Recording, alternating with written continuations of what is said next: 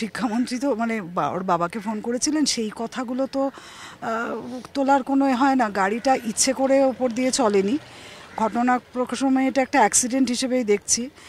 তবে তবে ওর আগের মুহূর্ত অবধি ইন্দ্রানুজ যেটা বলেছিল আমাকে, উনি কিন্তু কথা বলছিলেন এবং যথেষ্ট শান্তভাবেই কথা হচ্ছিল শিক্ষামন্ত্রীর সাথে। উনি রাজিও হয়েছিলেন বসার জন্য, উনি কয়েকজনকে বসতে বলছিলেন, হ্যাঁ বসবো, উনিও খুব ভালোভাবেই বলছিলেন। এই সময় ওনাকে টেনে হিচড়ে গাড়িতে তুলে দেওয়া হলো এবং তখন ওই যে একটা ঝাঁপিয়ে পড়া, সেটা কারা ঝাঁপিয়ে পড়েছে, কী ঝাঁপিয়ে পড়েছে আমি রাজনীতি লোক নই, আমি বুঝিও না, জানি না। ও যেটা বলেছে যে আমি পেছন থেকে দৌড়ে সরে যাবার চেষ্টা করছিলাম কিন্তু পারছিলাম না, গাড়িটা যেহেতু ছিল আমি বুঝতে পারিনি গাড়িটা চলবে।